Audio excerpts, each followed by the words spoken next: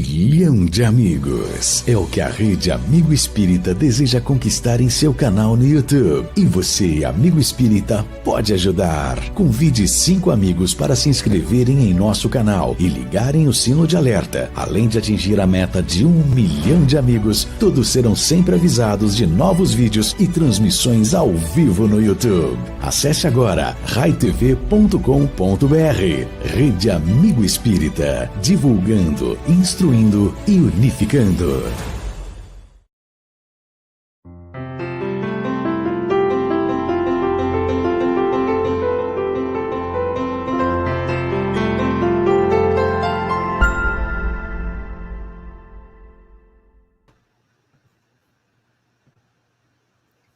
Boa noite a todos e a todas. É uma alegria estar aqui na Rede Amigo Espírita mais uma vez. Vamos continuar o nosso estudo dessa obra incrível que é o Obreiros da Vida Eterna. Antes de começar, eu queria dar uma boa noite aqui a quem já está por aqui, né? Quem chegou primeiro foi a Fátima, a Maristela, a Regina, o Paulo também, grande Paulo, Daniel, Carlos Martinez, Elita, boa noite, Cici, boa noite a todos. Gente, é uma alegria a gente estar continuando esse nosso estudo. Começamos na semana passada, hoje é a segunda parte, e como vocês viram, nós tivemos muitas surpresas já na primeira noite de estudo. Começamos no prefácio, via de regra, o prefácio é alguma coisa que as pessoas não leem, então eu acredito que na semana passada muita gente se animou para ler prefácio, porque viu em especial o quanto essa obra traz um prefácio incrível, né, explicando já um pouco do que a gente vai ver ao longo do estudo.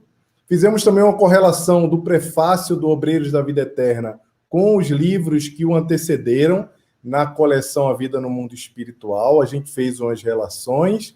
E aí eu acho que todo mundo ficou um pouco motivado para começar a ler os livros pelo prefácio. Só para lembrar, o Obreiros da Vida Eterna, que é esse livro aqui, ele faz parte da coleção A Vida no Mundo Espiritual, foi psicografado por Francisco Cândido Xavier e ditado pelo espírito André Luiz. E esse livro nos convida a refletir sobre a relação entre o nosso plano, que é o plano aqui na crosta, ou na vida terrestre, com o plano espiritual. Ao todo, na coleção, nós temos 13 livros.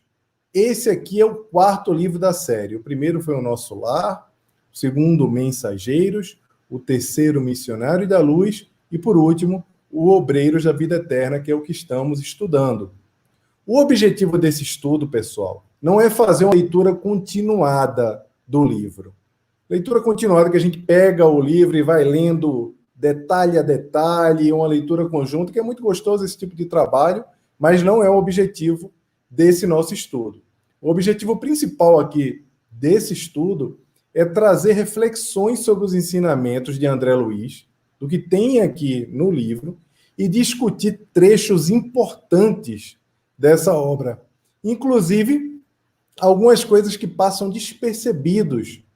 E, obviamente, nós vamos entrar profundamente nesses ensinamentos que passam despercebidos. Na semana passada, a gente viu, né, o prefácio de Emmanuel, a relação que esse prefácio tinha com a perspectiva espírita sobre as penas e gozos futuros. Nós vimos também a apresentação da equipe que vai acompanhar André Luiz numa missão aqui na crosta terrestre por 30 dias. Eles vão vir para cá para passar 30 dias num auxílio a pessoas que estão passando pelo processo de desencarne. E esse aqui é um grande detalhe, que esse livro geralmente é estudado e é citado para poder referenciar em como se dão os processos de desencarne. Mas, na verdade, ele é muito mais que isso. Uma outra coisa também que nós fizemos na semana passada, para quem não assistiu ainda, pode voltar aí, dar um Google ou entrar no YouTube, procurar dentro da Rede Amigo Espírita. Está lá a primeira aula, que se chama Alunos de Asclépios. E na semana passada nós viajamos um pouco com o André Luiz, falamos sobre estrelas, descobrimos que talvez não haja só uma escrita estética naquela poesia toda, tem mensagens escondidas por toda parte do livro, e essas mensagens podem ser potencializadas para nos trazer a essência desse livro maravilhoso que é o Obreiros da Vida Eterna. Então, pessoal, curtam esse vídeo, compartilhem com os amigos de vocês que não estão ainda aqui com a gente, e como prometido, eu vou mostrar para vocês o cenário que André Luiz estava observando quando ele falou das estrelas no primeiro capítulo da semana passada, que eu não trouxe para mostrar a vocês, mas eu ia mostrar como é que André Luiz estava tendo aquela visão maravilhosa lá de nosso lar. Então, pessoal, compartilhem com os seus amigos o vídeo, que isso é muito importante. Existe um negócio chamado algoritmo dentro do YouTube, que quanto mais nós compartilharmos e curtirmos o vídeo, mais ele ganha relevância dentro do YouTube, mais pessoas vão ter acesso ao seu conteúdo. Então, eu acredito que vocês devem lembrar que a gente falou que ia mostrar esse cenário de André Luiz e eu trouxe aqui uma surpresinha para vocês. Eu acredito que está todo mundo vendo aí. Boa noite, Fabiano, todo mundo está entrando agora. Olha, gente, essa aqui era a visão que André Luiz estava tendo do espaço quando ele descreveu esse trecho que eu vou ler aqui rapidamente, só para a gente relembrar, quando ele dizia o seguinte, ó, Canopus, Sírios, Antares brilhavam infinitamente, figurando-se nos balizas radiosas e significativas do céu. Essa parte que nós lemos na semana passada, mas eu quero lembrar um pouco das estrelas a vocês, para vocês imaginarem o que ele estava vendo. Então, como vocês podem ver, Sírios aparece aqui, ó, na tela. Eu vou mexer um pouco aqui o espaço para vocês. Aqui está Sírios. Antares, vocês também podem ver. Eu vou tentar dar eu vou tentar mostrar Antares aqui melhor para vocês visualizarem. Está aqui Antares. Estão vendo? E aí, gente, quando a gente coloca Sírios e Antares na mesma perspectiva, vocês vão ver que está aqui, ó. Isso aqui é Antares, tá? Olha Canópios onde está já. Vocês estão vendo os dois, Canópios. E olha que surpresa bacana. Olha quem aparece aqui. Capela. Capela já aparece aqui nessa visibilidade. Na visão que eu estava dando a vocês aqui do espaço, eu mostro Sírios, Canópios e Antares também, só que para a gente ver Antares, a gente tem que girar um pouco o espaço sideral para poder buscar uma perspectiva aqui maior. Deixa eu só fazer mais uma vez aqui, a gente não vai demorar muito, só para pagar a minha promessa a vocês. Está aqui Antares, ó. Eu vou girar bem lentamente para mostrar o que é que André Luiz estava vendo naquela hora que ele descrevia. Essa era a visão de André Luiz, pessoal. Então, vocês já podem ver Antares acima, brilhando. Canopus, vocês podem ver à esquerda. E aí, logo abaixo, que está escrito Alfa, é Sírios. São 3 das estrelas mais brilhantes do céu. Aqui está Vênus, o Sol também aparece aqui, ó. Olha o Sol. E logo abaixo, Capela. Então, gente, só para a gente se deleitar um pouco com essa imagem incrível que André Luiz estava tendo ali de nosso lar, olhando o céu estrelado e vendo balizas que certamente seriam os guias para que eles pudessem vir aqui à crosta. Mas vamos para o nosso estudo. Boa noite, Socorro. Boa noite a todo mundo que está chegando aí agora. Bem, gente, a gente já fez a retrospectiva da semana passada. Sabemos que ficamos no discurso do Albano Metello. Todo mundo lembra que ele é. Quem que ele é?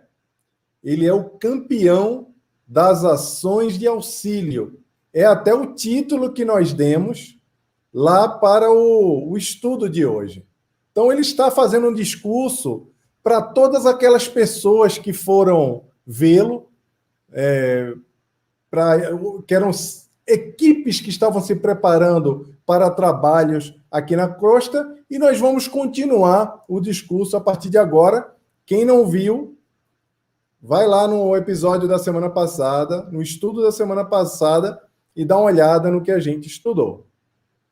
Então, eu vou ler algumas partes aqui, que são partes que eu separei para nós fazermos a nossa reflexão. Quem estiver aí com o livro, quem estiver acompanhando, sabe que a gente está no discurso do Metelo. Então, na parte que ele faz uma ligeira pausa, olha para todos e aí ele dá continuidade. Logo no capítulo 1 do livro. Mas a minha personalidade não interessava. Venho falar-vos de nossos trabalhos singelos nas regiões espirituais ligadas à crosta terrestre.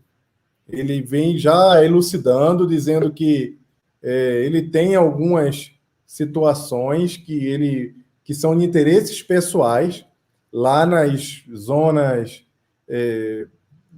de umbral, mas que ele não precisava falar sobre isso, que o que importa era o que ele ia falar efetivamente de ensinamento sobre o que ele chama dessas zonas purgatoriais. Em seguida, ele fala: as zonas purgatoriais multiplicam-se assustadoramente em derredor dos homens encarnados. Interessante que, logo de cara, a gente se pergunta: por que ele diz que as zonas purgatoriais estão se multiplicando assustadoramente em derredor dos homens encarnados? É uma reflexão que a gente tem que fazer, porque ele não trouxe isso aqui por acaso. Se ele fala que as zonas estão se multiplicando, é porque algumas coisas estão acontecendo no planeta Terra e que essas coisas estão impactando para que essas zonas purgatoriais se multipliquem. A gente vai andar um pouco mais e vai compreender o que ele quer falar. A distância dos teatros de angústia, vinculados às realizações edificantes de nossa colônia espiritual, lembrando que eles estão em nosso lar, preservando valiosas reservas da vida infinita para essa mesma humanidade que se debate no sofrimento e nas trevas. Nem sempre formulamos uma ideia exata da ignorância e da dor que atormentam a mente humana quanto aos problemas da morte. Nós não temos noção o quanto a mente humana, o quanto a criatura humana ainda reflete e se preocupa com os tormentos que estão relacionados à morte do corpo físico. Então ele continua: os que se preparam ante os voos maiores da eternidade trazem os olhos voltados para a esfera superior, na contemplação do ilimitado porvir. Vou parar aqui, pessoal, que esse ponto aqui é um ponto muito importante que a gente precisa entender, que está ligado à mensagem central do que ele quer nos falar. Olha o que ele fala. Os que se preparam ante os voos maiores da eternidade, quem está se preparando para evoluir, quem está fazendo a sua construção, usando bem a asa da sabedoria e a asa do amor, como diz Emmanuel no Pensamento e Vida, para poder seguir o seu rumo até Deus, né? Como Emmanuel também fala, é o caminho do homem até Deus, trazem os olhos voltados para a esfera superior, na contemplação do ilimitado porvir. Só, pessoal, que aí, quando a gente está olhando para o alto, quando a gente está olhando só para frente, para a nossa evolução, para o que vem depois, o que acontece? O que acontece quando a gente está andando na rua e está olhando só para cima? O que acontece se a gente está andando no carro e a gente não olha a pista, a gente olha só para o alto, para o céu? O que acontece? A nossa visão se torna limitada. Então, o que ele nos alerta aqui é que não podemos, ao longo da nossa jornada evolutiva, deixarmos de olhar para o que está ao nosso redor e para o que está embaixo também. Eu vou usar aspas aqui para falar o embaixo, porque, via de regra, estamos encantados no nosso processo de evolução e, ao longo desse processo, muitas vezes esquecemos de olhar as criaturas que estão em sofrimento. E aí o que ele conclui. E os que se esforçam por merecer a bênção da reencarnação na crosta terrestre fixam as suas aspirações mais fortes no soberano propósito de redenção. E aí, logo depois, quando ele fala que estamos nos preparando para o nosso processo de redenção, para o nosso acrisolamento, ou a nossa purificação, a nossa melhoria, nós muitas vezes usamos ou somos ousados nas solicitações de trabalho e arrojados no bom ânimo. Espero que todo mundo esteja conseguindo acompanhar aí. O que o Metelo diz é que nós, às vezes, somos muito arrojados no bom ânimo na hora de escolher as nossas provas. O que temos que passar aqui para seguirmos com o nosso processo de evolução. E aí, tem uma pergunta no Livro dos Espíritos, que é a pergunta 269 do Livro dos Espíritos, que Allan Kardec faz o seguinte questionamento.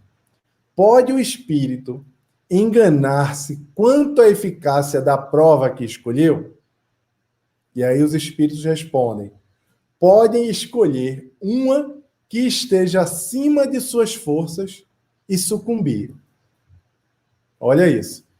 Pode também escolher alguma que nada lhe aproveite, como sucederá se buscar vida ociosa e como sucederá se buscar vida ociosa inútil. Ou seja, na hora de buscar provas, muitas vezes, na programação da reencarnação, o espírito pode pedir provas maiores do que ele efetivamente consegue, porque está animado, quer evoluir. Por causa disso, ele é ousado, porque está olhando só para frente. Não tem nenhum autoconhecimento, não sabe o que está acontecendo consigo mesmo.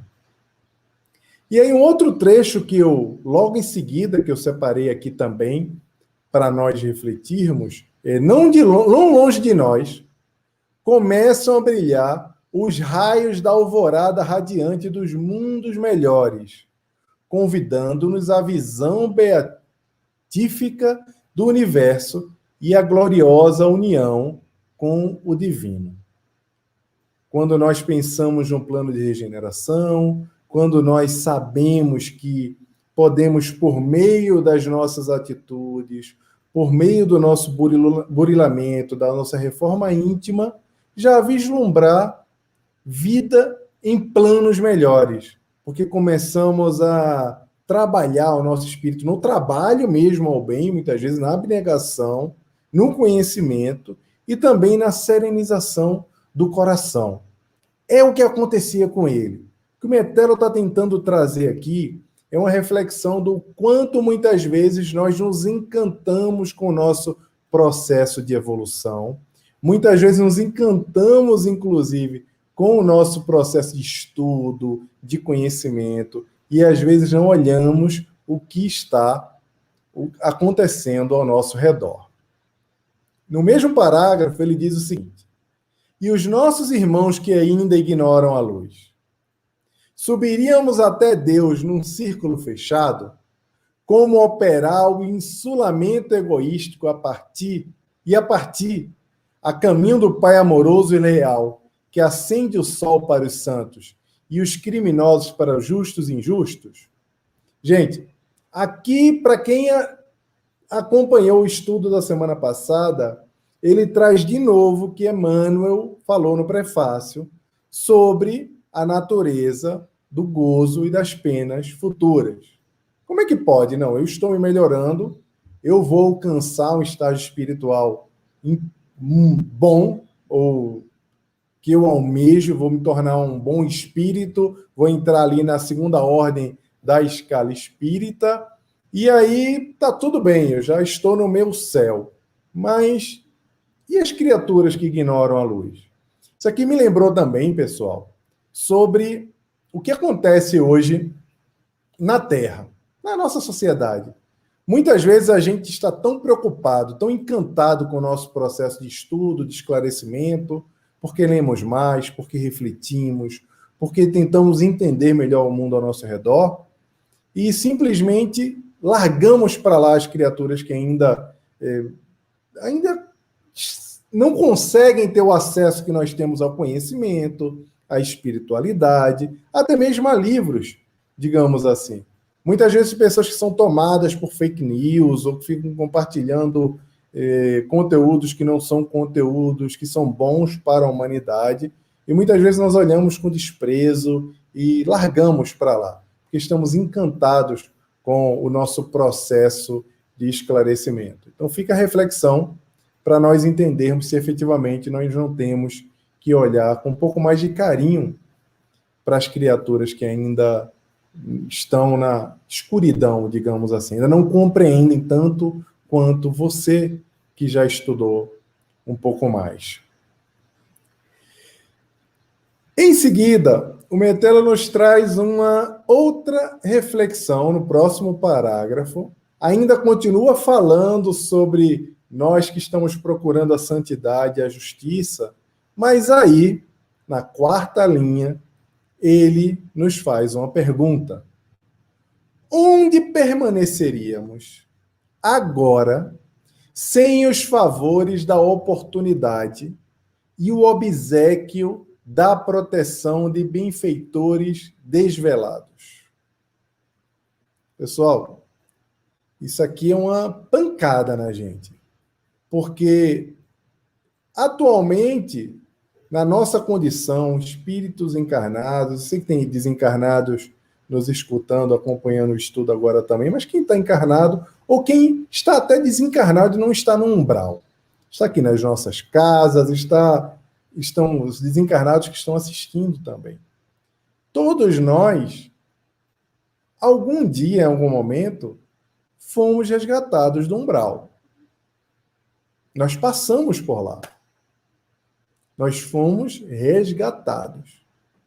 Se não tivesse vindo ninguém para nos resgatar, se não tivesse vindo ninguém para nos auxiliar com caridade, com abnegação, entendendo, olha, o Jaime está lá no umbral, mas ele um dia vai estar lá no curso do Obreiros da Vida Eterna. Ele está aí, mas amanhã ele vai estar se dedicando a alguma coisa bacana. A gente vai precisar dele daqui a 500 anos.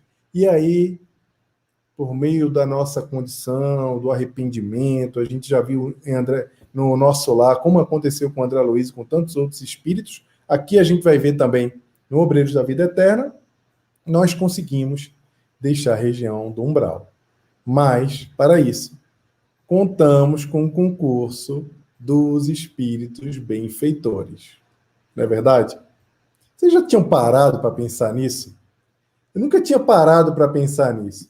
Porque às vezes a gente fica meio atordoado. Gente, será que eu tenho que me preocupar com as entidades que estão nas trevas, ou tenho que me preocupar tanto, eu tenho que orar por quem está nessa condição, ou eu tenho que ocupar o meu estudo, o meu tempo para pessoas que estão em situações que são situações difíceis na vida?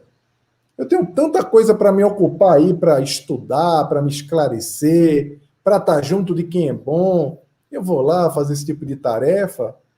Pessoal, parece que o que ele quer nos dizer aqui é que em algum momento alguém fez isso por nós, né? E a gente não pode ignorar. E aí ele traz um ensinamento lindo que nos faz refletir também, que ele fala, também eu tive em outro tempo a obcecação de buscar apressado a montanha. A luz de cima fascinava-me e rompi todos os laços que me retinham abaixo. Ponto. Pessoal, anota, quem estiver anotando aí, anota isso. Ele rompeu todos os laços que o retinham embaixo. Quem está lendo o livro, está refletindo ou está fazendo anotação, entende o que ele quer dizer aqui. Quando ele fala que rompeu todos os laços, o que será que ele está querendo dizer? Que tipo de laço? A que tipo de laço ele está se referindo aqui? Certamente ele está se referindo a laços humanos.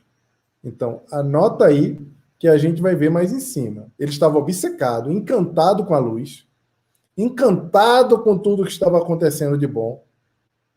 E aí ele se desligou do que retinha ele embaixo. Quantas vezes nós temos um parente difícil? Quantas vezes nós temos pessoas na nossa família ou amigos que têm uma compreensão, que é uma compreensão de espiritualidade equivocada, ou que está entregue ao vício, ou que está entregue a um estilo de vida que não condiz com o nosso estilo de vida, e nós simplesmente rompemos os laços do que está abaixo de nós, porque estamos encantados com a luz. E o pior, ele fala, ele também estava obcecado em buscar apressado a montanha. Ele cometeu o erro de romper com isso que estava embaixo. Ele está falando isso. E esses laços são afetos. Afetos que permanecem lá nas esferas baixas. A gente pode estar aqui e termos parentes ou pessoas que nos são queridas no umbral. A gente pode estar aqui agora e ter irmãos, parentes, familiares, pais, que estão em situações muito difíceis do ponto de vista espiritual. E muita gente se apressa logo em romper os laços que tinham lá embaixo. Isso aqui é uma lição para a gente. Ele fez isso. Ele fez isso. Fica a reflexão para nós entendermos o que temos que fazer efetivamente com essas pessoas. E aí, ele fala que quando ele começou, ele voltou para o vale para fazer um serviço de socorro, foi lá novamente nas regiões do umbral, ele espantou-se com a visão terrífica que ele teve. E o que é curioso aqui, ele viu encarnados e desencarnados travando lutas em combate gigantesco. Pessoal, encarnado e desencarnado, encarnados e desencarnados, travando lutas, combates, uns contra os outros, combates gigantescos, disputando gratificações dos sentidos animalizados. A gente nunca reflete que existem encarnados visitando essas regiões de sofrimento para buscar sensações animalizadas. Que nós não sejamos esses encarnados. E precisamos orar por aqueles encarnados que ainda travam esse tipo de luta, mesmo no plano espiritual. Eu achei bem curioso o fato de ter encarnados também nessa luta. E ele fala luta mesmo. Então ele via uma série de coisas que estavam relacionadas ao ódio, ao egoísmo, à vaidade. E o que aconteceu com Metelo que mexeu muito com o seu coração? Acontece com a gente também, hein? Ele se sentiu feliz por dizer assim, que bom que eu não estou nessa situação. Que bom que eu não sou não sou uma dessas criaturas que está disputando poder, brigando. Que bom que eu não sou. Então, ele sentiu um bem-estar por isso. Ele se sentiu feliz com a posição de não estar longe, de não estar perto dessas angústias. Olha o sentimento que ele teve. Tem alguém aí que já teve esse tipo de sentimento? Vamos fazer o momento confissão aqui, Isabel, Eliana, Maria do Carmo, Viviane, Aurora, Ana Couto. Alguém já se sentiu bem dizer, graças a Deus eu não estou nessa situação penitente, ainda bem que não é comigo? Ele sentiu isso e está revelando para a gente. Se você sentir, escreve aí no chat, que eu quero ver se vocês já tiveram, porque eu já me senti assim em alguns momentos. Eu já senti essa vontade. E o que é pior, opa, para aí. Ele estava se vangloriando de estar além daqueles conflitos, daquela escuridão. E observou. Gente, é muito a gente mesmo isso aqui. Mas eu vou seguir um pouco mais, que ele vai trazer mais reflexão para a gente. Quanto mais ele se vangloriava dele mesmo, quanto mais me vangloriava dentro de mim mesmo, embalado na expectativa de atravessar mais altos cumes, animado com a evolução espiritual ali, ó. Tô aqui evoluindo, vamos evoluir, vamos embora.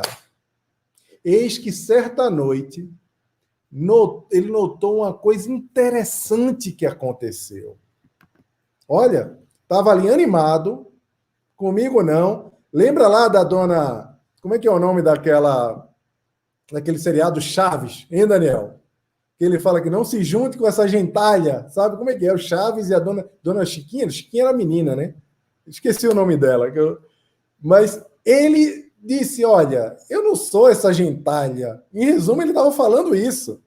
E ele estava feliz. E aí, quando ele estava ali, dando aquele rolê na zona umbralina, então ele notou que no vale se represava uma fulgante luz. Ele viu uma luz. Olha, peraí, estou aqui me vangloriando, estou aqui, não sou essa gentalha, que bom que eu estou evoluindo.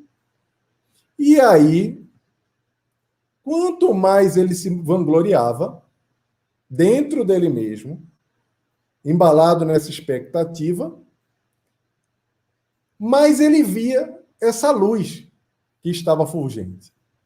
E aí ele pensou e se perguntou, que sol misericordioso visitava o antro sombrio da dor? Que sol é esse? O que está acontecendo aqui?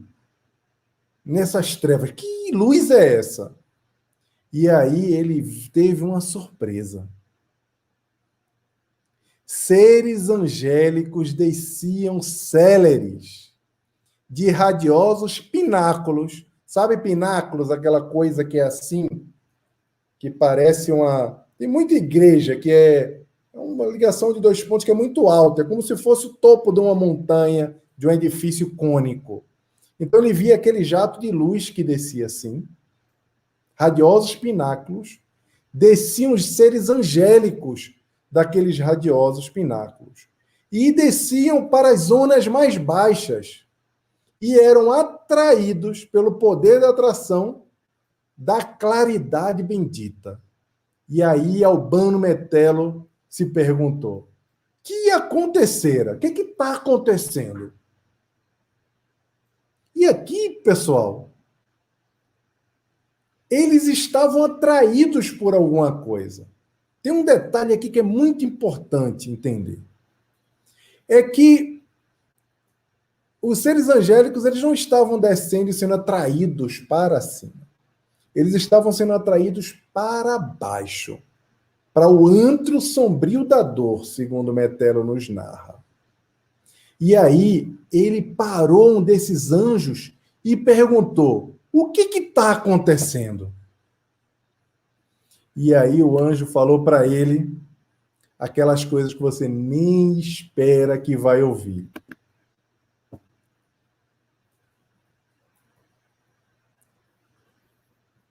O Senhor Jesus visita hoje os que erram nas trevas do mundo, libertando consciências escravizadas. Pessoal, para tudo. Para tudo. Deu ruim, como fala no Rio de Janeiro, né, Daniel? O que aconteceu? Dona Florinda, falaram aí. Deu ruim. Ele estava lá, o campeão do serviço nas zonas umbralinas. Estava lá horrorizado, porque estava muito focado na sua evolução, distraído, dando o rolê espiritual dele, trabalhando. Então, seres angélicos começam a descer de um pináculo, atraídos por uma luz. E quando ele pergunta a um dos anjos, ele fala: é Jesus que está visitando aqui. É Jesus que está visitando. E aí, pessoal, imagina o que não aconteceu na cabeça dele. Porque quando o anjo falou que Jesus visita os que erram nas trevas do mundo, libertando consciências escravizadas, o que dá a entender no texto aqui, como os anjos estavam atraídos para baixo, quer dizer que Jesus ia na frente. Ele liderava pelo exemplo. Ele não ia lá atrás, vai preparando e jogando flores aí que eu vou chegar. Os anjos vinham acompanhando, preparando o ambiente fluídico, os co-criadores, como bem sabemos, iam preparando o ambiente para aquela visita. Mas ele ia na frente. Então, o anjo continuou. Urgia descer para colaborar com o mestre. Não, desculpa. E aí, o anjo não deu nem mais uma palavra, saiu fora. Falou que Jesus estava visitando e saiu. E aí, pessoal, ele diz assim: o mensageiro do plano divino não podia conceder-me mais tempo. Vocês já viram, já entenderam a dinâmica que acontece com espíritos superiores, espíritos nobres? Eles não perdem tempo com discursos longos, com muita fala, não. São mensagens rápidas, que falam o que precisa, que é útil. Então, gente, aquelas mensagens que a gente escuta em alguns lugares, que a gente vê, às vezes, aquela psicografia de 5 páginas, que você acaba e fala, qual a utilidade efetiva dessa mensagem lá? Meus irmãos, muita paz, e tal. Mensagens inúteis, que efetivamente não trazem nada novo, não trazem nada para os corações que estão ali, não trazem efetivamente nada. Espíritos nobres, eles não perdem tempo, eles vão direto. Olha, está aqui, é Jesus que está vindo, mas eu não tenho mais tempo. Tenho que correr para colaborar com o mestre. E aí, qual que era o trabalho de Jesus nessas zonas?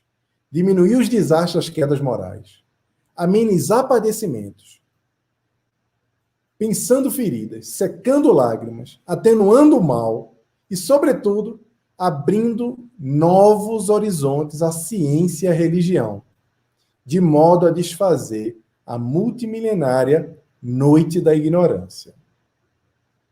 Ou seja, que coisa, que lição para ele. Enquanto ele estava lá, enojadinho, ele até fala aqui, por que enojar-me ante o vale, se o próprio Jesus, que me centralizava as aspirações, trabalhava solícito para que a luz de cima penetrasse as entranhas da terra. E olha, pessoal, que me centralizava as aspirações. Ele aqui revela Jesus, o meu guia, o meu modelo. Pergunta 925 do Livro dos Espíritos, lá o guia e modelo, não é 925? Acho que é. Me corrige aí quem estiver assistindo. O Fabiano está por aí, pode me lembrar. Acho que é 925. Guia e modelo da humanidade. Ele usava Jesus como uma aspiração, como guia e modelo. E aí ele se envergonhou por estar enojado lá no vale. Essa foi uma lição muito importante, eu refleti bastante sobre isso, porque muitas vezes nós nos desligamos de quem está passando por situações de dificuldade, de falta de compreensão, e ele faz uma reflexão linda depois, se ele não estava só querendo ir sozinho. Eu quero evoluir sozinho. O resto aí é cada um que brigue, cada um que lute, não tem essa hashtag, né? Cada um que lute. Cada um que lute com a sua evolução.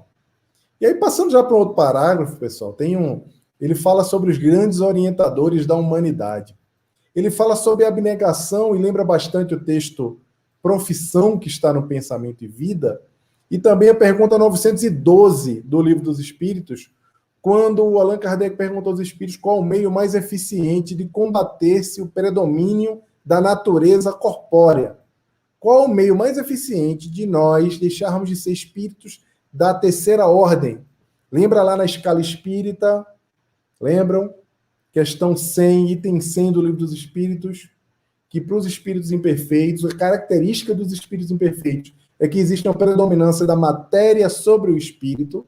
A pergunta 912 pergunta qual que é o meio mais eficiente de combater essa influência da matéria sobre o espírito. E os espíritos respondem: praticar a abnegação. Lá no Pensamento e Vida, no capítulo chamado Profissão, Emmanuel fala sobre os heróis, o destaque dos heróis, de como aqueles que abnegaram dos seus próprios interesses para poder servir a coletividade conseguiram transcender em sua própria grandeza. Eles não se limitaram para poder fazer a transformação do seu interior. Transformando o mundo, eles se transformaram a si mesmos também. E é uma grande lição que nós temos aqui para refletir. Depois ele continua refletindo sobre o céu e o inferno, e aí refletindo que quem está evoluindo, de que adianta você estar evoluindo, se lá para onde você está indo, você vai deixando pelo caminho aqueles que você ama, mesmo que você evoque a lei da afinidade e acha que não tem, que essas pessoas ficaram no caminho por vontade própria, o que não deixa de ser verdade, mas as coisas não funcionam dessa forma. Aqui tem um item, logo depois que ele fala do céu e inferno, que já dá uma boa medida também do que vem depois no livro. Ele fala sobre os campos de vibração que existem aqui no planeta. Ele diz que não nos encontramos senão em outro campo de matéria variada, noutros domínios vibratórios do próprio planeta. Essa parte é importante, em cuja crosta tivemos experiências quase inumeráveis. Aqui, gente, ele já traz uma dica de que existem outros ciclos de evoluções dentro do planeta Terra. A gente vai ver isso mais para frente, em especial na próxima semana, a gente vai entender um pouco mais como funciona isso aqui. Que muitas vezes a gente acha que a Terra é só sofrimento. Não, a gente tem que evoluir logo para mudar, sair desse planeta. Mas não é bem assim. A Terra tem inúmeros campos vibratórios e a gente vai ficar bem surpreso com o que vamos descobrir ao longo do estudo. Eu pulei um pouco aqui para falar sobre os campos da tarefa do auxílio, tarefa de auxílio, lembrando que o Templo da Paz, que é onde estava acontecendo o discurso, onde estava sendo falado o discurso do Metelo, ele fica lá nas regiões de auxílio, perto, ali no Ministério do Auxílio, perto ao Parque Hospitalar. E aí, bom lembrar que essa região é a região que se atendia os doentes, onde se ouviam jogativas, onde se selecionavam preces, onde organizavam-se turmas de socorro aos habitantes do umbral e às pessoas que choram na terra também. Tem uma série de coisas aqui que nós achamos, inclusive, dentro do nosso lar. O nosso lar, ele explica exatamente qual que é a finalidade dessa região do auxílio, que é onde está acontecendo todo esse discurso.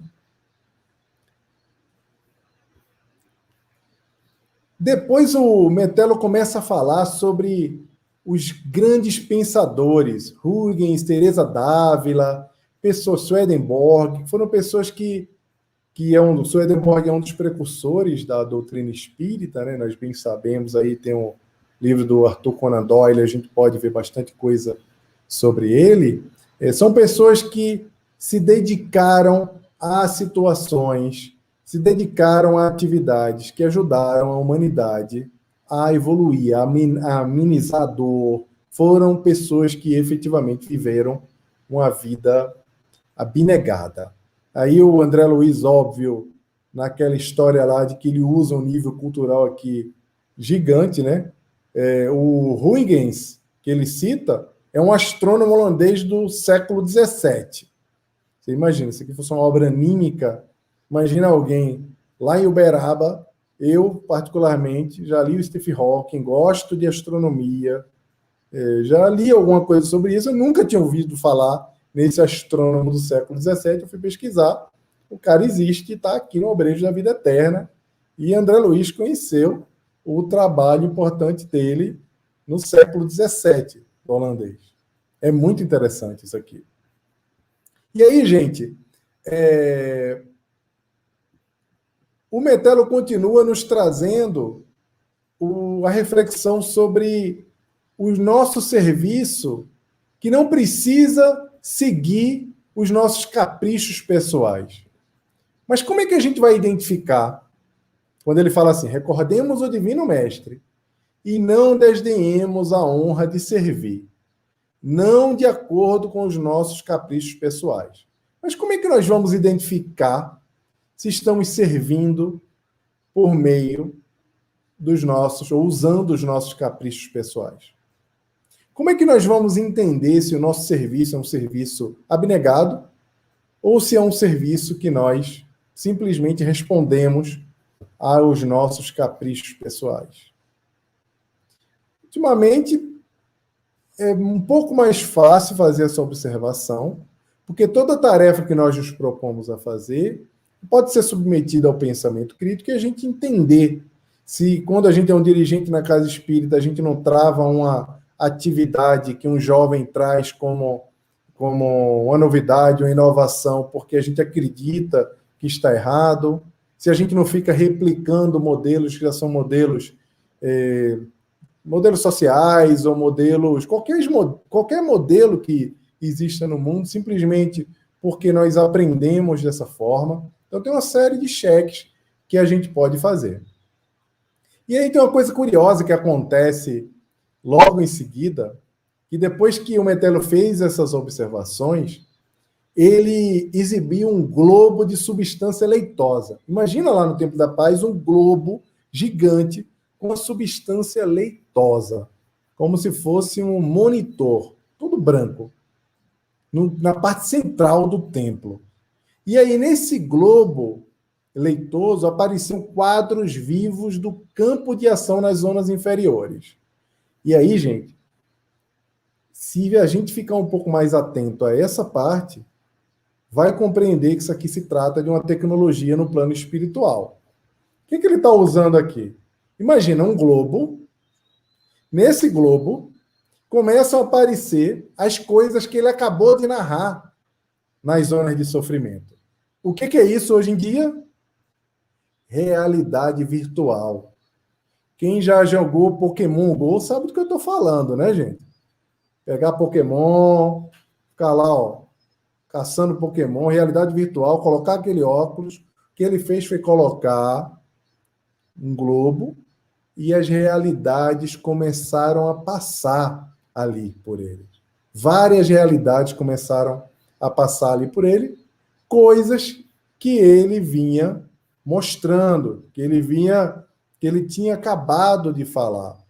E eram fotografias que pareciam fotografias animadas, com som, com minúcias anatômicas, ou seja, era uma realidade virtual assim de altíssima tecnologia. Quem foi que disse que não tem tecnologia no plano espiritual? Né? E era uma massa leitosa. Depois ele descreve um pouco mais, que depois foram adquirindo expressões de vivacidade. As coisas tinham uma realidade muito grande.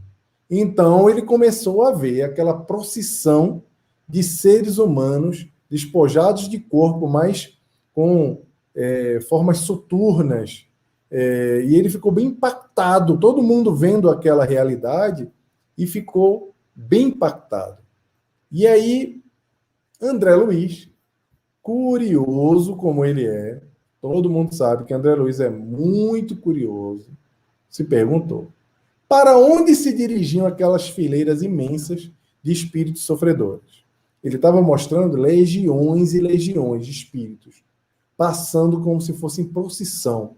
Aquela coisa como se a gente vê em série mesmo, aquele Game of Thrones, aqueles White Walkers andando, aquela procissão mesmo, aquilo ali, o que ele estava mostrando. Quem viu Game of Thrones sabe o que eu estou falando. E aí, ele faz uma revelação, que é aquela que eu pedi para vocês anotarem lá atrás. Muitos de vós sabeis que tenho nesses centros expiatórios os que foram pais bem amados na derradeira experiência vivida da carne. Para! O que é que o Metelo está dizendo aqui? Que os pais dele da terra, o pai e a mãe, estão lá, nesses lugares, no umbral, nas zonas expiatórias. Olha que situação. Lembra que eu falei lá atrás, que ele falou que ele se desapegou dos laços que o prendiam abaixo? E está aqui, ó. Quais eram esses laços? O pai e a mãe estão lá. São prisioneiros ainda de torturantes recordações. Minha mãe está assistindo aí, pelo amor de Deus, mãe. Não fique lá, não. Pelo amor de Deus, viu? Não fique, não. E se eu ficar, vá me buscar, pelo amor de Deus também. Porque deve ser muito doloroso você estar no teu caminho e você ter pessoas bem amadas ali naquela zona de sofrimento. E aí ele diz que, olha, meus pais estão lá, mas eu aprendi que a minha família se encontra em toda parte. E eu não estou aqui falando sobre a importância do socorro a essas regiões, porque eu tenho interesse próprio. Eu quero salvar os meus pais. E André Luiz, que era muito curioso, como eu falei, André Luiz é muito curioso. O assistente Jerônimo olhou para ele com um olhar assim expressivo e falou assim: olha, não se preocupa com o que você está vendo, porque André Luiz estava muito impactado. E ele falou: depois eu explico o que efetivamente estava acontecendo. Então, depois que a Assembleia foi se desfazendo, o trabalho encerrou, ele viu que ali naquele recinto se juntavam vários grupos de servidores em diversas missões. Eram grupos diversos que estavam ali reunidos. Alguns iam ajudar ateus, outros eram para auxiliar pessoas ateus. Olha essa parte aqui, quando ele fala que uns ateus, outros criminosos desencarnados. Olha só, a gente aqui na Terra defendendo matar criminoso. Tem muita gente defendendo que a gente tem que usar arma contra criminoso, que tem que fazer coisas que não pode ter tolerância nenhuma contra o crime. Enquanto na espiritualidade existem grupos socorristas para ajudar esses criminosos que foram desencarnados. Então a gente tem que parar para pensar um pouco do que a gente aprende na doutrina espírita antes da gente estar repetindo que o lugar de bandido é bandido bom é bandido morto, essas coisas, porque sabemos que na nossa jornada espiritual todos nós temos o direito, temos como buscar a nossa redenção. Não devemos nem olhar essas pessoas como o Metelo estava olhando as regiões lá embaixo, porque nós sabemos que o próprio Cristo está visitando essas criaturas. Tem uma outra missão aqui que André Luiz identificou, que é uma missão dos missionários perdidos ou desviados. Olha só, tem grupos de pessoas que estavam se preparando, estavam vindo lá o discurso para ajudar, que vinham socorrer missionários que tinham perdido a missão, tinham se desviado da sua missão. Olha que coisa interessante, ou seja, o serviço do Cristo, ele está em toda parte. Ele engloba todas as possibilidades. E aí o Metelo, como ainda tinha um tempo, ele falou que estava se preparando para receber uma entidade, estão preparando-se para receber um visitante das esferas mais altas. Mas ainda tinha um tempo para conversar com André Luiz, com Jerônimo, com as equipes. E perguntou qual era o tipo de missão que eles estavam partindo. Perguntou ao Jerônimo, perguntou ao grupo do André Luiz o que eles estavam fazendo. E aí aqui é revelado exatamente qual que é a missão desse grupo que vai com o André Luiz, que é passar 30 dias dedicados às pessoas que, alguns colaboradores, isso é importante vocês anotarem também, que a gente lá na frente vai ver, eles vão ajudar 5 dedicados colaboradores que estavam prestes a desencarnar na Terra. Trabalhadores fiéis à causa do bem. E as nossas autoridades encarregamos-nos de atender-lhe aos casos pessoais. Eu vou repetir isso aqui, gente, que isso aqui é muito importante, que a gente vai ver lá no meio do livro. Qual é a missão desse grupo aqui na crosta terrestre? Eles vão atender, ao longo de 30 dias, 5 dedicados colaboradores que estão prestes a desencarnar aqui na Terra. E ele fala: trabalhadores fiéis à causa do bem, e as nossas autoridades encarregaram-nos, as autoridades do Jerônimo, do André Luiz, do Padre Hipólito, da Luciana, encarregaram eles de atender os casos pessoais de desencarne. Eles estão vindo para atender o desencarne de 5 pessoas. Anotem isso, que é bem importante. Então, vai seguir um ex-padre, uma enfermeira e um médico. É importante também anotar a profissão de cada um, porque nós vamos ver mais para frente. Não é por acaso que tem aqui um ex-padre que está indo, que é o Hipólito, está indo nessa missão. A gente vai ver logo mais também por que existia essa composição do ex-padre, do assistente Jerônimo, da enfermeira Luciana e do médico, que era André Luiz. Sabemos que eles estavam indo lá estudar e se desenvolver, mas sabemos também que tem um porquê em cada uma dessas pessoas, desse mix, dessa escolha. Por fim, o Metelo só respondeu: compreendo. E aí o Jerônimo continua dizendo que ele vai com autorização para efetuar experiências, estudos e auxílios eventuais. E o Metelo responde também com um discurso gigante, pessoal: que o mestre os ilumine e conduza. Vocês estão vendo como o espírito superior, ele fala muito, né? Fala bastante, não fala não? Conversa muito, né? Que o mestre os conduza. E vai lá. E, obviamente, vocês viram. Espírito nobre, espírito trabalhador, espírito de luz, digamos assim. Eles não perdem tempo. Olha, Socorro está dizendo, pergunta 625, em 925 não é Socorro. Obrigado, que Jesus é o modelo dos homens.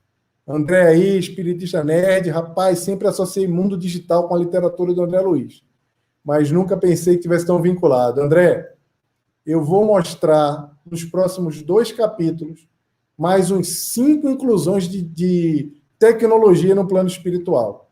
Inclusive, em Nosso Lar, quando eles estão lá escrevendo, não sei se vocês lembram, até no filme, estão escrevendo lá, digitando as cartas para cá, para a crosta, eles falam que algumas tecnologias estavam sendo preparadas para vir para a Terra, mas já existia lá. Não é do nada que a tecnologia surge aqui, e a gente é resistente a usar a tecnologia aqui, porque a gente é teimoso. Imagina se o espírito diz: não, tecnologia não pode ter tecnologia. Pessoal, em Nosso Lar tem tecnologia. Acabamos de ver uma, no filme, lá no livro tem relatos de outra. Eu vou mostrar outras tecnologias que tem aqui. É porque nós somos teimosos, muito teimosos. Olha aí, minha mãe falando, sou bondosa e caridosa.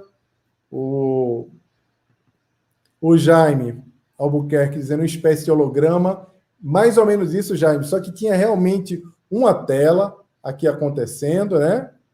Tinha uma tela. Então eu vou seguir aqui, gente, que a gente já está se aproximando, tem mais 15 minutos, e eu vou começar o Santuário da Bênção, que tem só algumas coisas que a gente precisa ver aqui que são interessantes, e na próxima semana eu retorno com o Santuário da Bênção, a gente entra lá no Sublime Visitante, que era o programado. Então, no capítulo 2, que chama No Santuário da Bênção, no segundo parágrafo, o André Luiz começa. O orientador não desejava partir sem oração no santuário. Ou seja, ninguém queria partir para as missões sem fazer uma oração lá no santuário. Então, à tardinha, eles se dirigiram lá para o santuário, onde grandes aparelhos no salão, foram para o salão, onde grandes aparelhos elétricos se destacavam a fundo, atraindo a atenção. Tá vendo, André? De novo a tecnologia. Que grandes aparelhos elétricos eram esses que se destacavam mais do que a arquitetura, se destacava mais do que a música, do que o ambiente, lá dentro do salão do Santuário da Bênção. Que o Jerônimo, o assistente Jerônimo, conduziu a equipe lá para o Santuário da Bênção, porque ele não queria sair sem fazer uma oração antes. Estava em nosso lar, mas antes queriam fazer a oração. E aí, pessoal, prestem bem atenção nessa parte aqui, que ela é muito bacana. A administração da casa não recebia mais de 20 expedicionários de cada vez. Em razão do preceito, apenas 3 grupos de socorro, prestes a partirem a caminho das regiões inferiores, aproveitaram a oportunidade. Parece um texto simples, parece um texto que não traz nenhuma mensagem aqui importante para refletirmos, parece um texto de transição, mas ele fala que o Santuário da Bênção não recebia mais de 20 expedicionários de cada vez. Por que não mais do que alguns expedicionários de cada vez? Por que não mais do que pequenos grupos expedicionários de cada vez? Por que não mais do que um grupo ou do que poucas pessoas de uma só vez? Que tem um ponto, que é o seguinte. O 20, ele tem um significado especial.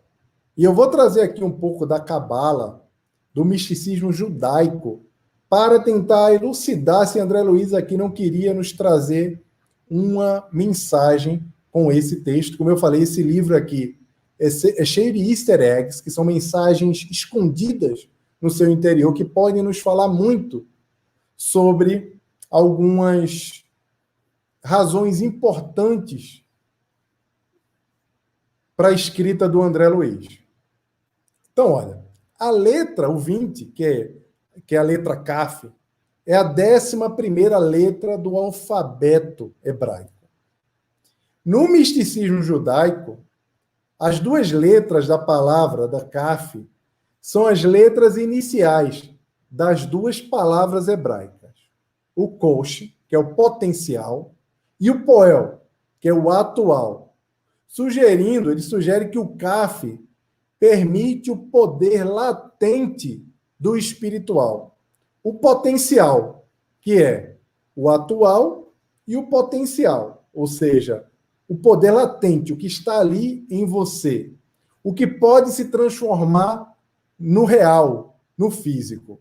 Então, o significado literal do Kaf é a palma da mão, que é considerado o local onde o potencial do Iod, Iod é como é chamado em hebreu a mão, é atualizado. Conseguiram captar o Nancy? O 20, 11º,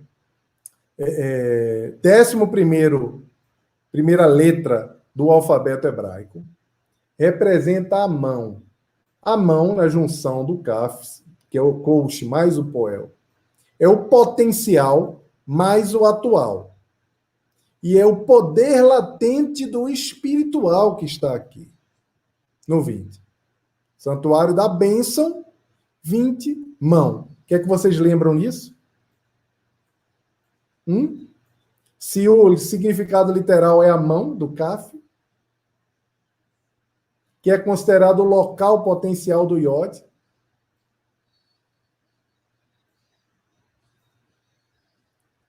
É por essa razão, pessoal, que abençoamos as crianças com a palma da mão voltada para elas. E quando nós estamos encarando a Deus, nós estamos louvando, nós também colocamos as mãos para o alto, as palmas das mãos para o alto. E quando a gente pensa em Deus olhando para o mundo, a gente faz assim, meu Deus, a gente pensa em Deus nos abençoando assim. Várias figuras na internet têm o Deus abençoando o mundo com as mãos para baixo. Pois essa imagem da mão para baixo sugere o chamado poder latente do espírito interior para manifestação no mundo físico, que é nada mais, nada menos do que a nossa imposição de mãos ou nosso passe. Bênção, 20, tudo interligado dentro do santuário da bênção. É muito curioso. E em seguida, quando ele fala que só 3 grupos de socorro podem entrar por vez. São 20 pessoas, mas 3 grupos. E o 3, que é o Gimel, é a terceira letra do alfabeto hebraico. E o que essa terceira letra representa? Representa a estabilidade. Ou seja, só podem entrar 3, porque a quantidade de pessoas que leva à estabilidade, ao equilíbrio do lugar. Em seguida, ele traz mais coisas. Sempre tem uma razão. Lembre-se sempre. O conjunto de 12, presidido por uma irmã de porte venerável, entraram 12 lá, de nome Semprônia, que se consagraria ao amparo dos asilos. A Semprônia estava lá porque o trabalho dela era atender orfanatos. Tinha um outro grupo que era do Nicanor, e tinham outros grupos também que eram encarregados a alguns auxílios, e o grupo do André Luiz, que era encarregado ao processo de desencarnação. Só, pessoal, que, de novo, pego 12, conjunto de 12 pessoas que entraram. Aí eu vou pegar a gematria, né? Que, de novo, a parte do misticismo judaico para fazer essa interpretação. O 12 representa a totalidade, a integridade e a conclusão do propósito de Deus. Lembrando, existem 12 tribos de Israel, que são 10 dos quais, né, devem ser restauradas, 12 meses no ano, 12 casas do zodíaco, ou seja, o 12 tem também uma mística, e com a mística de conclusão de propósitos. Quem estava ali para buscar propósitos. Eu queria parar por aqui, ver se tem alguma coisa que vocês querem perguntar, que vocês querem trazer. A Regina quer entender um pouco mais sobre a questão da imposição. Regina, ficou claro? A Socorro matou aí o passe. Ó. Como é que nós damos passe? Nós damos passe impondo as mãos. Como é que nós imaginamos Deus quando Deus está abençoando a terra? 12 apóstolos, muito bem, Carlos. Imaginamos assim, ó, Deus com as mãos sobre nós. Então, o que traz aqui, quando fala no santuário da bênção, que o André Luiz traz aqui, nesse ensinamento, e tem um porquê, porque é um espírito muito sábio aqui, que está articulando uma escrita cheio de ensinamentos para nós. A mensagem aqui, a gente vai ver depois, quando vocês lerem o capítulo todo, que ele começa a falar do quanto nós usamos o tempo na Terra de forma tão errada, o quanto desequilibramos as coisas pela palavra, o quanto em lugares como os templos nós precisamos do silêncio, nós precisamos serenizar a nossa cabeça, então, os nossos pensamentos. Então, aqui, nós temos uma série de coisas que são trazidas para a reflexão da estabilidade, do equilíbrio, e tentando passar para a gente que o templo, o momento ali, era um momento de bênção. Lembrando, gente, que quando um tipo de livro, uma literatura dessa, tipo de conhecimento, ele é lido ou estudado no plano espiritual, o espírito não pega o livro e fica assim lendo, não. Existem outros sensos, né, outra forma de sentir a literatura, o conhecimento. Vocês lembram lá em Nosso Lar, Emmanuel falando sobre o Há 2000 anos, narrando o livro. O próprio Pensamento e Vida é um livro falado também, não é um livro escrito que está lá na erraticidade para nós. Então, existe uma conexão aí diferente de como é lido. Então, usar esses símbolos, usar uma analogia do equilíbrio, da bênção, com essa parte aí, a sabedoria de André Luiz, é muito grande. É muito, muito grande. Então, pessoal, só para concluir aqui, eu vou ler mais uma parte, para depois vocês fazerem a leitura do capítulo e aprofundar.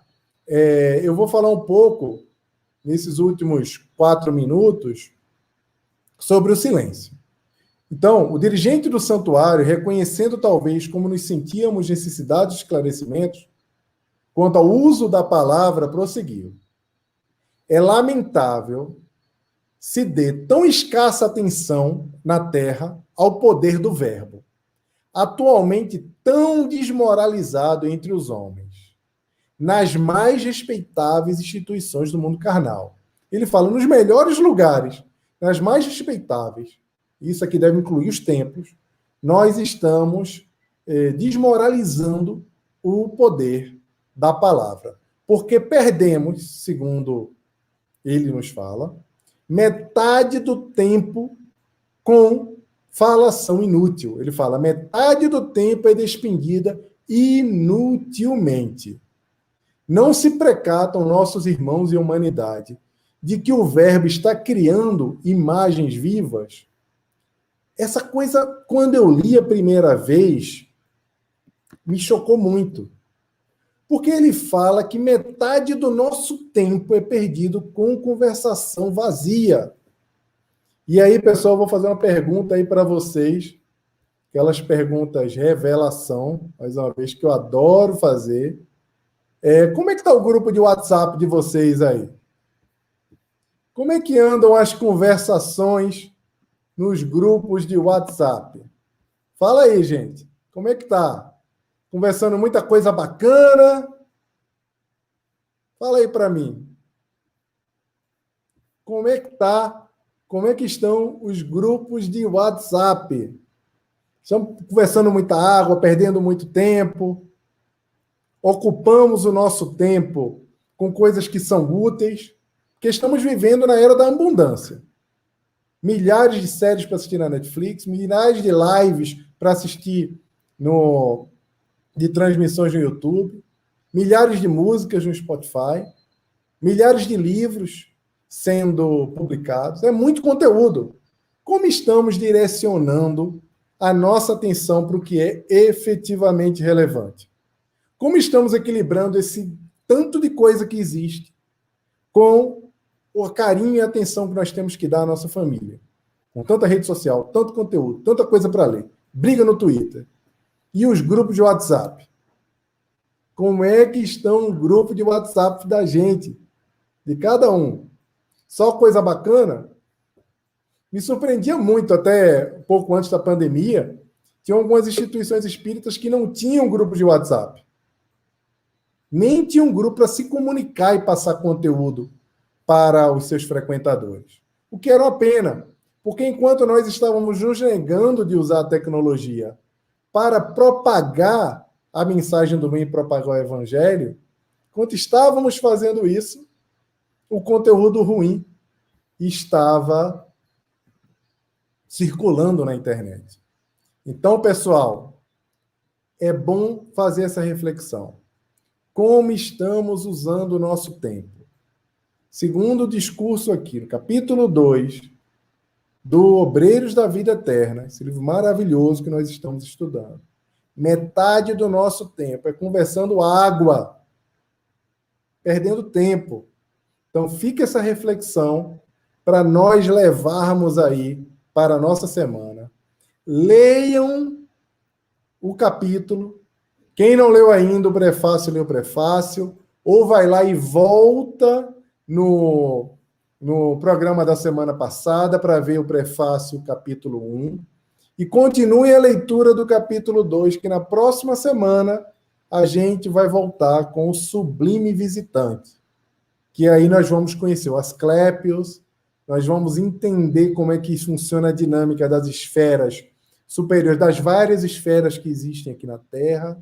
Nós vamos entender como é que os espíritos superiores eles lidam com os nossos questionamentos. Então, uma série de coisas que nós vamos refletir nas próximas dois encontros que nós vamos falar sobre o Sublime Visitante. Não esqueçam, compartilhem esse conteúdo com os seus amigos, curtam o vídeo, compartilhem também para que as pessoas possam assistir depois, porque esse tipo de ação que vocês fizerem aqui na Rede Amigo Espírita ajuda esse conteúdo a chegar a mais pessoas, porque o algoritmo, que é a conta matemática que o YouTube faz lá dentro, para decidir se o conteúdo é bom ou não, ainda é pela quantidade de like, pela quantidade de compartilhamento que o vídeo tem. Não deixem de seguir a Rede Amigo Espírita, sigam, colocam aí, ativa o sininho, coloca aí, para quem não está seguindo ainda o YouTube do Rede Amigo Espírita, começa a seguir e coloca o sininho para ser notificado para toda atividade que eles colocarem no ar. Então, por hoje é só, pessoal. Um grande abraço, muita paz a todos. Lembrando, nada de conversar água. Lembrando da bênção das mãos e no aprofundamento que temos que ter os textos, porque a obra de André Luiz não é um conjunto de livros, é uma obra única e carece que nós façamos um estudo detalhado, com muito carinho, entendendo o que ele quer trazer de conhecimento para cada um de nós. Muita paz a todos e até a próxima semana, às 20 horas.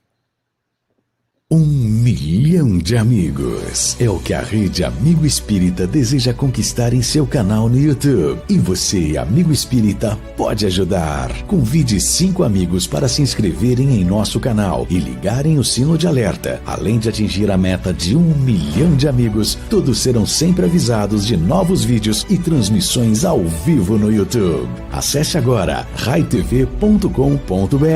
Rede Amigo Espírita, divulgando, instruindo e unificando.